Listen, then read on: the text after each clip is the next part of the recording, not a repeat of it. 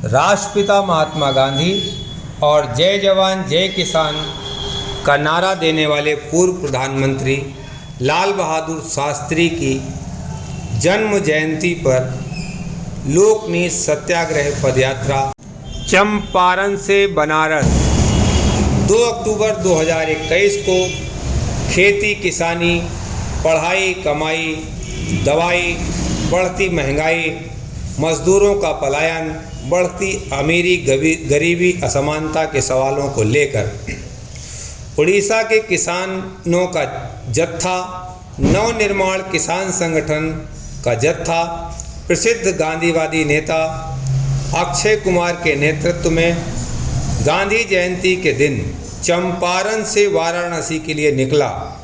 इस यात्रा को लोकनीति सत्याग्रह चंपारण से बनारस जन जागरण पद यात्रा का नाम दिया गया। चंपारण, जहां से गांधी जी ने 1917 में 3 कठिया कानून नील की खेती के खिलाफ चंपारण से सरकार के विरुद्ध सविनय अवज्ञा आंदोलन से ब्रिटिश सरकार को हिला दिया था, सारे हिंदुस्तान को सत्याग्रह का और कानून के सविनय अवज्ञा की दिशा यहीं से मिली थी। यहीं से सत्य और अहिंसा का बड़ा प्रयोग सिद्ध हुआ था।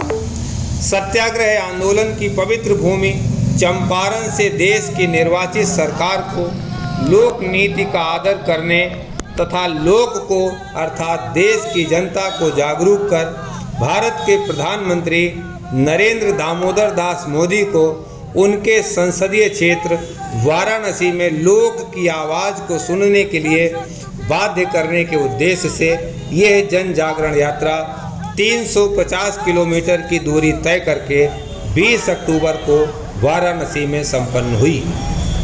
2 अक्टूबर को मोतिहारी के गांधी स्मारक से आरंभ इस यात्रा में सरकारी व्यवधान के साथ ही इंद्रदेव ने भी व्यवधान डालने में कोई कसर नहीं छोड़ी। 2 अक्टूबर की सुबह टाउन हॉल मैदान में गांधी स्मारक पर श्रद्धा सुमन अर्पित करने के बाद एक सभा करने के बाद यह लोकनीति सत्याग्रह पदयात्रा आरंभ होनी थी, लेकिन सुबह 10 बजे से ही इंद्रदेव ने अपनी कृपा बरसानी चालू कर दी। शाम 4 बजे तक भारी बारिश होती रही। सभा स्थल के पास एक पुराने स्कूल के खाली जीर्ण शीर्ण भवन में पदयात्री किसानों ने शरण ली। स्थानीय गांधीवादी कार्यकर्ताओं ने समाज सेवियों ने पका हुआ भोजन वहीं मंगाकर पदयात्री सत्याग्रहियों को भोजन उपलब्ध कराया। शाम 4 बजे तक जब बारिश ने नहीं रुकी तब यात्रा संयोजकों ने निर्णय किया कि अब पदयात्रा बारिश में ही आरंभ कर देनी चाहिए। निर्णय ये हुआ कि जो यात्री छाता लेकर बारिश में चल सकते हैं वे उनके लिए छाते मंगाए गए तथा बाकी के यात्रियों के लिए बस का इंतज़ाम किया गया। यात्रा की तैयारी करते करते शायद इंद्रदेव की परीक्षा का समय भी पूरा हुआ और बारिश कमज़ोर हुई। शाम 5 बजे टाउन हॉल से लोकनीति सत्याग्रह के पदयात्रियों ने अपनी यात्रा आरंभ की। अभी मोतिहारी के मुख्य मार्ग पर सदर अस्पताल के सामने लगभग 1 फीट का जल भराव था, लेकिन यात्रियों के संकल्प के आगे यह बहुत छोटा था। यात्रा के पहले दिन पदयात्रियों ने अपनी यात्रा की शुरुआत की। इसी जल भराव वाले मार्ग से पहले दिन की यात्रा बापू धाम चंद्रहिया से होते हुए जीवधारा के श्री परशुराम गिरी हाई स्कूल में रात्रि विश्राम के लिए पहुंची। चंद्रहिया और पिपरा कोठी के स्थानीय नागरिकों और समाज सेवियों ने विद्यालय प्रशासन से यात्रियों के ठहरने की व्यवस्था जीवधारा के इस विद्यालय में की थी, लेकिन देर शाम लगभग 8 बजे जब पदयात्री विद्यालय पहुंचे वहां ताला बंद था। निकट ही के मंदिर में यात्रियों के भोजन की व्यवस्था की गई थी, लेकिन 500 से अधिक यात्रियों के जत्थे को ऐसी बारिश में रुकने की कोई व्यवस्था नहीं थी। स्कूल प्रशासन भी ऐसे वक्त बहुत शर्मिंदा था। इसका कारण ये था कि मोतिहारी से भाजपा सांसद राधा मोहन सिंह का अनाधिकारिक निर्देश था कि यात्रियों को विद्यालय में शरण ना दी जाए। डबल इंजन की सरकार में किसी भी विद्यालय प्रशासन के लिए सत्ताधारी पार्टी के नेताओं का इशारा भी किसी कानून से कम नहीं है। विद्यालय प्रशासन की संवेदना और दुश्वारियां यहाँ दोनों थी, अतः उन्होंने अनाधिकारिक रूप से विनय और क्षमा भाव से विद्यालय का छोटा दरवाज़ा खोलकर विद्यालय के बरामदों में पदयात्रियों से शरण लेने का सहकार किया। 3 अक्टूबर की सुबह स्थानीय निवासियों तथा समाज सेवियों ने भोजन का प्रबंध किया तथा यात्रियों को भोजन कराया।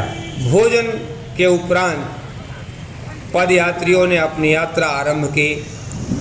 यह 3 अक्टूबर की दूसरे दिन की यात्रा यहाँ से चालू हुई। लोकनीति सत्याग्रह जन जागरण पदयात्रा बापू धाम से चालू हुई, जो पूर्वी चंपारण में इन दिनों है, जहां से गांधी जी ने अंग्रेज सरकार द्वारा बनाए गए 3 कठिया कानून के खिलाफ आंदोलन छेड़ा था और ब्रिटिश सरकार को मजबूर कर दिया था वह कानून वापस लेने के लिए। 104 वर्ष बाद किसान आज फिर कृषि कानूनों के खिलाफ जो भारत सरकार द्वारा बनाया गया है उसके संघर्ष में लगे हुए हैं। सरकार का दावा है कि दिल्ली बॉर्डर पर चल रहे किसान आंदोलन कुछ प्रदेशों के हैं, चंद किसानों के हैं। सरकार की इसी दावे को खारिज कर रहा है यह लोकनीति सत्याग्रह पदयात्रा। देश के उड़ीसा प्रांत से आए ये हजारों किसान 350 किलोमीटर की पैदल यात्रा 19 दिन में पूरी करके प्रधानमंत्री नरेंद्र मोदी के संसदीय क्षेत्र वाराणसी से ये संदेश देना चाहते हैं कि ये सरकार के द्वारा बनाए गए 3 कृषि कानून, जिनका दिल्ली के बॉर्डर पर संयुक्त किसान मोर्चा विरोध कर रहा है और पिछले 11 महीने से अनवरत आंदोलन चल रहा है, उसमें देश का उड़ीसा प्रांत भी शामिल है। और इस पद यात्रा में केरल के, कर्नाटक के, पंजाब के, बंगाल के, उत्तर प्रदेश के, देश के विभिन्न प्रांतों से किसान नेता और सत्याग्रही शामिल हुए। चंद्रहिया ये यात्रा शाम को 7 बजे पहुंची। चंद्रहिया वह स्थान है जहां से गांधी जी को ब्रिटिश सरकार ने सम्मान दिया था। चंद्रहिया से ही यूं कहें कि गांधी जी को ब्रिटिश सरकार ने किसानों की आवाज़ उठाने के खिलाफ गिरफ्तार किया था।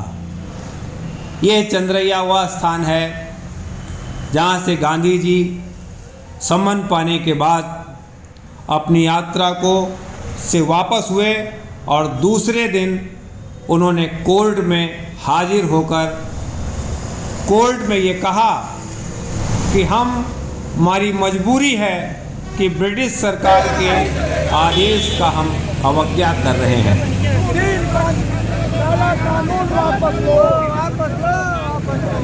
काला कानून वापस लो, वापस लो।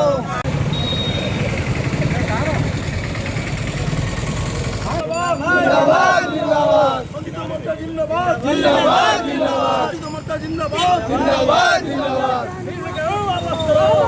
वापस लो, काला कानून वापस लो, काला कानून वापस लो, 3 काला कानून वापस लो। नरेंद्र मोदी तुम्हारी हिटलर शाही नहीं चलेगी, नरेंद्र मोदी तेरी हिटलर शाही नहीं चलेगी।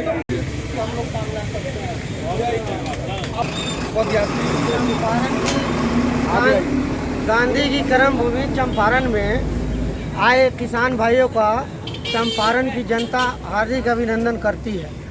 और यहाँ से जो पद यात्रा अब यहाँ से जो पद यात्रा निकल के बनारस जाने वाली है, उस रास्ते के लिए हम चंपारण की जनता, जो हम लोग से मन हुआ, जो हम लोग को आया मिला, तो हमने इनके रास्ते के लिए सूखा भोजन का व्यवस्था करके और विदा कर रहे हैं। यात्रियों के लिए छाता का भी व्यवस्था किए रामेश्वर जी। ये भी कहना हमारे लिए लाजमी होगा। इन्होंने जो पानी पड़ रहा था उस समय पदयात्री जो है डिमांड किए थे, तो अपने तरफ से अपने पैसा से इन्होंने गरीब के लिए, किसान के लिए छाता उपलब्ध कराया। ये भी कहने की जरूरत है। जय हिंद, जय भारत।